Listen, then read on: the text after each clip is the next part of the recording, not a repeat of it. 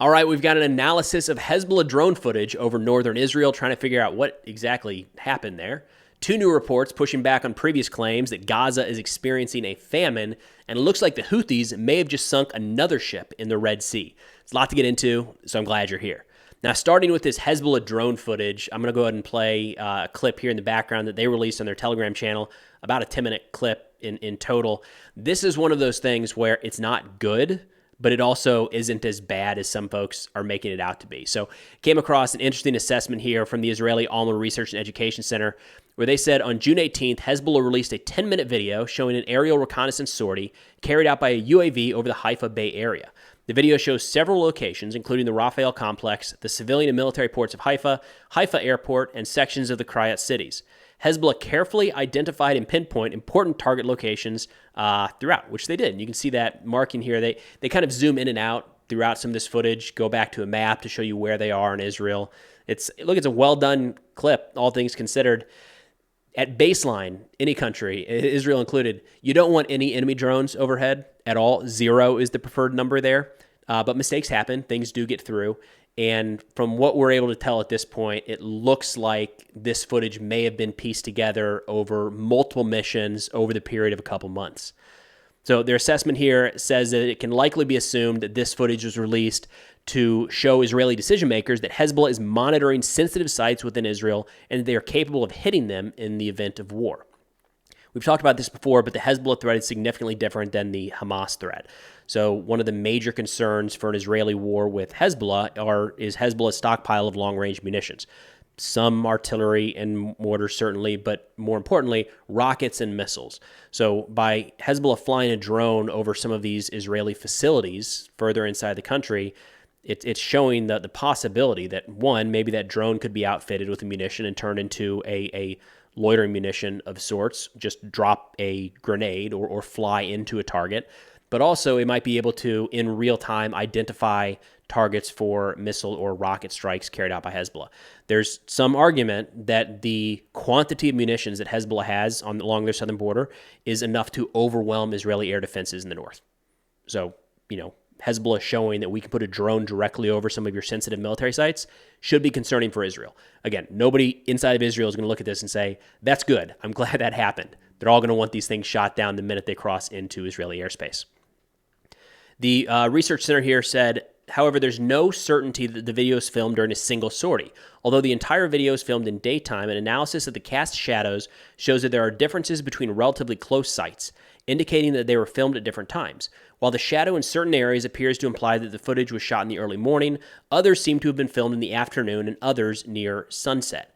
And this is interesting because in the past few weeks, there's been like 5, 6, maybe even 7 announcements from Israel of shooting down Hezbollah drones along this northern border. So it kind of matches. And what they're getting at here is that what Hezbollah tried to present is one drone flew over this territory for 10 minutes or more, captured all this footage, and then brought it back and landed safely in Lebanon. They're pushing back, saying this was probably pieced together by 4, 5, 6, or maybe even more flights. Those UAVs may have been shot down during the course of those operations. In fact, that is kind of what they're suggesting. It's hard to tell, right? Did that footage where that, is this piece of footage from a drone that was shot down 6 minutes later by Israeli air defense? There's no way to confirm that, but the timing does sync up a little bit. They say, furthermore, it's improbable that the defense systems, including those shown in the video, would fail to identify a UAV for an extended period and throughout an extensive region. Yes. Now, this is one of those things where maybe a year ago when tensions weren't quite as high between Hezbollah and Israel, but right now all of Israel's air defense systems are on high alert. The Hezbollah has been launching regular munitions into Israeli territory for months now. So all of these systems are manned. All of them are watching. The radars are all on. Yes, things can still get through. And that's always going to happen no matter how extensive an air defense network is. But, it'd be very, very shocking, I would say, if a singular drone is just enemy drone is just loitering around Israeli airspace for 10 minutes or more without being intercepted, shot down, investigated, anything like that. They say an indicator that the film may not be entirely current is the presence of green foliage in many areas of the video. This could indicate that some of the photography was taken before the heat waves in recent weeks. Further substantial evidence is also acquired in relation to the photography of Haifa Airport. They say the runway in the airport underwent renovation and restratification over the past month, starting at the end of May. The condition of the runway in the video, as well as the fact that no construction tools are visible in its vicinity, indicate that it was carried out before the renovation. They kind of wrap up here by saying that it appears the footage in the video was taken between early April and mid-June. It's not entirely certain that the video was filmed in one sortie, but rather several sorties, one of which was carried out in the past 72 hours. So again, this is one of those where there's, depending on how you look at it, there's a mix of news, right? On the bright side, I guess, there's not a singular drone flying over Israel for 10 plus minutes. The downside to that is it looks like they got 5 or 6 drones into Israeli airspace, significant ways into Israeli airspace, including one here in just the last couple days. So again, kind of a mix.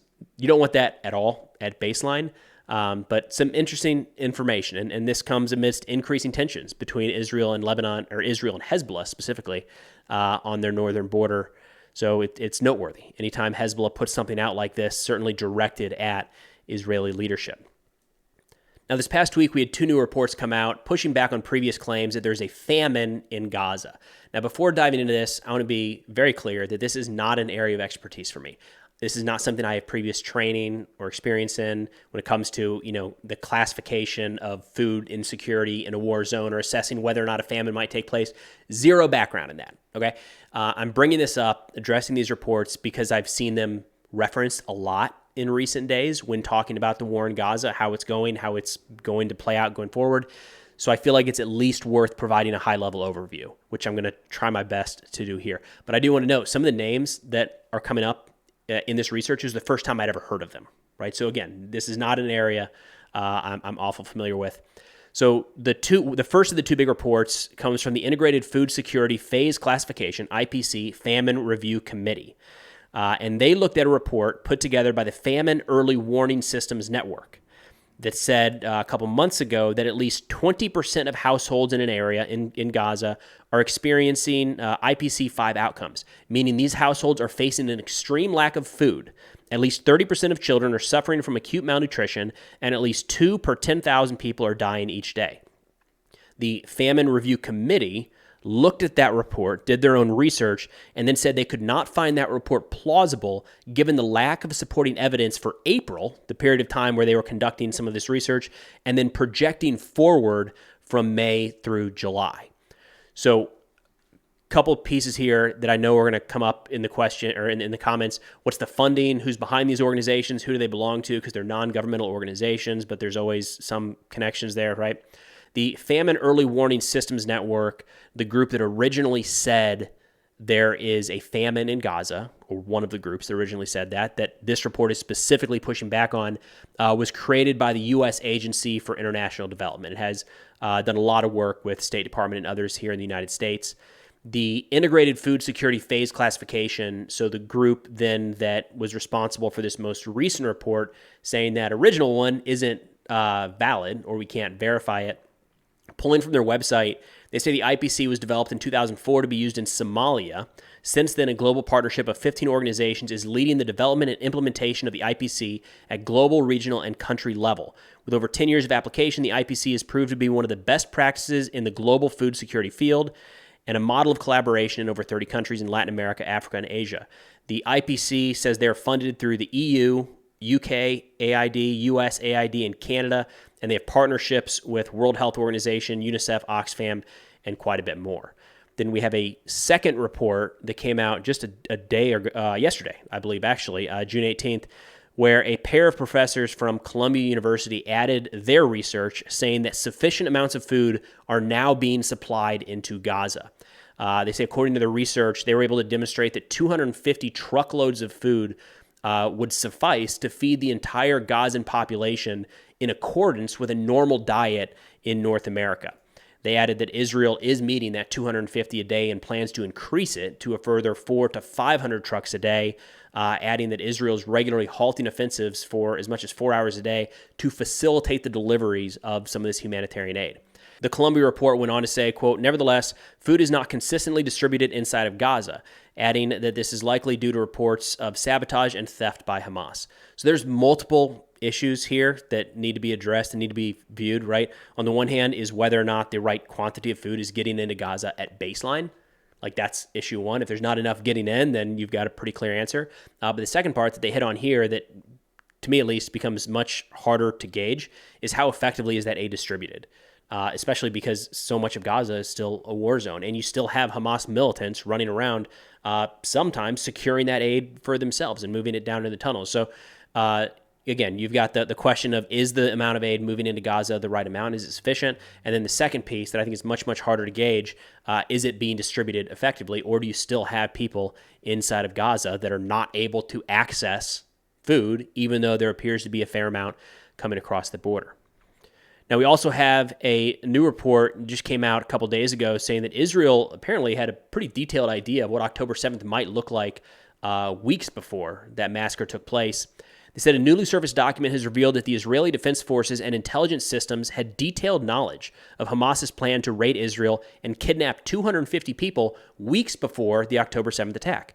They say the document, which was compiled in the Gaza division, outlined Hamas's intentions and was known to top intelligence officials. They said the document, titled Detailed End-to-End Raid Training, was distributed on September 19, 2023, and described in detail the series of exercises conducted by Hamas's elite units.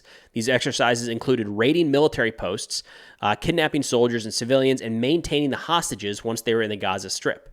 They add that the IDF had precise information about Hamas's intentions, but due to prevailing conceptions within the security establishment and possible negligence by senior officials, the warning signs were not acted upon. Couple thoughts here. First, my understanding is there's still an ongoing investigation, if you will. Some of it, I believe, has been paused until the end of the war. But what happened on October 7th and what permitted that to happen, whether it was negligence or overconfidence in systems, I believe that's going to come out. It's still very much on the mind of a lot of people in Israel, and understandably so. The second part here is just reminds me in a way of kind of the information we pieced together after the 9/11 attacks here in the United States, where in the moment, and it's not one-to-one, right? But just as a reminder of kind of how that played out, in the immediate aftermath, it was, how did this happen? What's going on? And we were able to piece together, the FBI, CIA, and other organizations kind of were able to piece together, wait a minute, we were actually watching some of these guys, and they were on radars. We were, eyes out for some of these guys that ended up flying aircraft into the World Trade Center. So we knew about them. And then you can piece back together these little ideas about pilots training and maybe using planes. And when you know what the end state is and what's actually happening, it's a lot easier to look back and piece it together and say, we actually knew. But at the time, you didn't know you were looking for that. So it'll be interesting to see how similar it is in this case, because what this article outlines right here is a very detailed, specific plan of like exactly what happened on October 7th.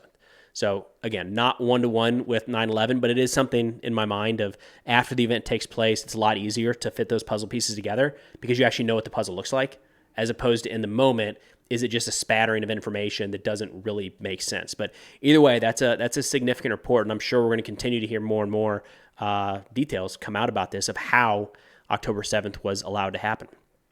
Now, shifting down to military operations in the southern portion of the Gaza Strip and around Rafah, Manny Fabian from the Times of Israel embedded with the Givati Brigade just a couple days ago, where he said, unlike in other areas of Gaza, Hamas has largely abandoned its posts, with very few operatives attempting to engage Israeli forces in close quarters. That's different, and it's not just like a timing difference, it's a location difference. I mean, just last week in Jabalia, or a couple weeks ago in Jabalia, it was close quarters combat. Hamas militants were engaging Israeli forces in street-to-street fights, house-to-house fights for a handful of different reasons. It seems like the further south they've gone in and around some of these Rafah areas, they've transitioned away from some of that combat, and what they've turned more to are booby traps. They get into that here in a second. They say instead, Hamas operatives have booby-trapped a vast number of homes in Rafah and wait in tunnels for the troops to arrive. Hamas has used difficult-to-spot car backup cameras, we've shown those here before, to identify when troops arrive at a booby-trapped location and detonate the explosives. So call these any number of things, right? We've got booby-trapped homes, house-borne IEDs, same thing. It's a home rigged with explosives. One of the challenges, well, they say in one incident last week, 5 soldiers were killed after a booby-trapped home exploded and part of the building collapsed on the troops. One of the challenges here, and the brigade commander kind of gets into this, is you can't tell that a house is booby-trapped when you're approaching. house or a building or an apartment or a shed. You have no idea, right? And Hamas has had a long time to be able to rig up these devices to put them in places where they're hard to find. So it's not like you're going to walk in the door and there's going to be a pile of explosives sitting inside the front door and you say, oh no, or the drone could have spotted that, right? Or you can see it from across the street. We've already seen videos of Hamas hiding these explosive charges in cabinets and under beds and in closets, things like that, covering them with clothes to where it's hard to see. And the Israeli forces would not be able to see this until they went in and got near that actual explosive device. I've heard some pushback, because what we're starting to see more and more now is Israel is just getting rid of the house, right? Rather than risk the soldiers going in and the home detonates, Israel more and more is just saying, this one might be rigged for any number of reasons. Just bring it down and don't risk the soldiers' lives. I've heard some pushback recently about why not use robots. Robots can't do that type of work, and the robots exist, but to be able to investigate everything inside a house, again, we're talking about every cabinet inside any refrigerator, any cooler, make sure a TV isn't actually packed with explosives. It's hard to tell all of those things with a robot. Sometimes you need a person to walk through a room, and you or I would be able to say something is off about that, but it's sometimes hard to tell that with a robot. Robots also can't, maybe get to the top shelf where the explosives are hidden, all sorts of things like that. So anyways, sounds like in Rafah, the house-borne IED, booby-trapped homes, is becoming kind of the most significant threat to the IDF. The brigade commander there added that the center of gravity is the tunnels. He said, if we don't dismantle the tunnels, it's very hard to control the area. You can be above ground operating freely, but Hamas can surprise you from underground, noting that the entrances to such tunnels are mostly hidden inside of these booby-trapped buildings, forcing Israeli forces to inspect them. Again, I imagine we're here at this point, but you have to respect the abilities of an adversary. And in this case, Hamas is not stupid. They are, if there's going to be an entrance to their tunnel that Israeli forces are going to be searching for, maybe going down into, or at the very least detonating, why not, if you're Hamas, set up booby traps around that IEDs, tripwires, or backup cameras connected to command detonated charges? Why not, right? You know that's what Israel's looking for. And that appears to be exactly what's happening all across Rafah. This was interesting. He said, not everything was the way we thought it would be. We found places where new routes were dug. In a recent incident, Hamas operatives burrowed a tunnel under an IDF encampment in Rafah using a newly dug shaft, attempting to place an explosive device next to an armored vehicle, highlighting the terror group's ability to quickly build new infrastructure. That's the first I've really heard of new tunnels being dug during the course of this war. I'd be interested in hearing more about that, because we've seen some of these more substantial tunnels. I mean, you've seen what it looks like underground here. These are significant, right? It's not somebody crawling on their stomach with a shovel clearing this thing out. So I don't know. Some of this machinery, some of this equipment would be noticed from. I got to think you'd be able to hear it from above ground. But I don't know. That's the first I've heard at this point of Hamas not just we've seen in the past where Hamas has used existing tunnels. The IDF has set up an encampment, and it turns out looks like that was over a Hamas tunnel, and they kind of broke through a certain area and were right in the middle of the camp. It's not that. This is a new camp, it sounds like. And that they're suggesting that Hamas dug a new tunnel that wasn't there previously, to try to pop up in the middle of the area there. Then turning down to the Houthis in Yemen, this is something that's not stopped for a long time. They're continuing to fire drones, missiles, and unmanned surface vessels at anything in the Red Sea and the Gulf of Aden. It hasn't really spiked at all. Like, we haven't seen a major wave of U.S. and U.K. or allied strikes in quite a while. But this is just a persistent threat, and has been for a long time. So it looks like just a couple days ago, the Houthis sunk a second ship, the Tudor, in the Red Sea. That's according to the United Kingdom Maritime Trade Operations. They said the Greek-owned Tudor coal carrier was struck by missiles and an explosive-laden remote-controlled boat, so unmanned surface vessel, on June 12th and had been taken on water. They said one crew member, believed to be in the Tudor's engine room at the time of the attacks, remains missing. This would be, since November, the Houthis have killed 3 sailors so far in separate attacks. I believe this would be at least the 4th.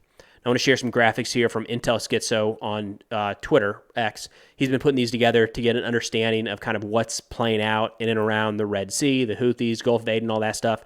I'll link his page on X in the description below. Worth checking out. He does some really, really good work, I think, with these graphics. But then we've got some information from Central Command around some of these Houthi events here. They say on June 13th, the Iranian-backed Houthis struck the MV Verbena, a Palawan-flagged, Ukrainian-owned, Polish-operated bulk carrier with 2 separate missile attacks on June 13th.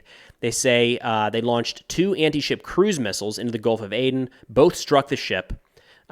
This ship, they should add, so again, Ukrainian-owned, Polish-operated, Palawan flag. They said it was most recently docked in Malaysia and was en route to Italy, where they were carrying construction equipment. I'm highlighting that because in every one of these cases, the Houthis say these are American ships, they're British ships, they're Israeli ships, or they're, supporting, moving things to and from Israel. That is rarely the case. A lot of times they're just hitting anything in range. So after the Verbena was hit, they put out a distress call. They started to take on water and couldn't deal with some of the fires engulfing the ship. The Iranian frigate, IRIN Jamarin, was 8 nautical miles away and ignored the distress call. So instead, the MV Anameta responded to render assistance. The crew jumped over to the Anameta, and then the USS Philippine Sea conducted a medevac for at least one of the sailors on that ship after they'd been evacuated to the Anameta. So the Iranian ship out there just kind of letting the civilians deal with it, right? Need a medevac, need attention, need to be removed from a burning vessel, and looks like the Iranian naval vessel just kind of, turned off the radio. Let other commercial ships, and then in this case, the United States, step in to help. They said the Verbena is now drifting in the Gulf of Aden and vulnerable to sinking or other assaults. So that one hasn't actually sunk. It's the previous one, the Tudor, that looks like it is now sunk. And then as expected, the Houthis put out a statement saying, quote, support operations will not stop unless the aggression stops and the siege on the Palestinian people in the Gaza Strip is lifted. So again, the Houthis launching these attacks into the Red Sea and the Gulf of Aden really hasn't stopped since November. It's kind of fallen out of the news a little bit, but this is, for anybody trying to move commercial goods through that area, it is an everyday, very, very real threat that the ship could be sunk and the crew could be killed. But that's all I got for now. Of course, if you're interested in this or other national security subjects, be sure to check out our Substack, which is linked in the description below. Substack's like a mix between a newsletter and a website. You can head over there and sign up to get these articles direct to your inbox 3 times a week, or just read them for free on the website. Things like Islamic State. We talk a lot about Iran, Houthis, Hezbollah, Russia, Ukraine, China, and quite a bit more. Again, linked in the description if interested. But thanks for watching, and I'll see y'all next time.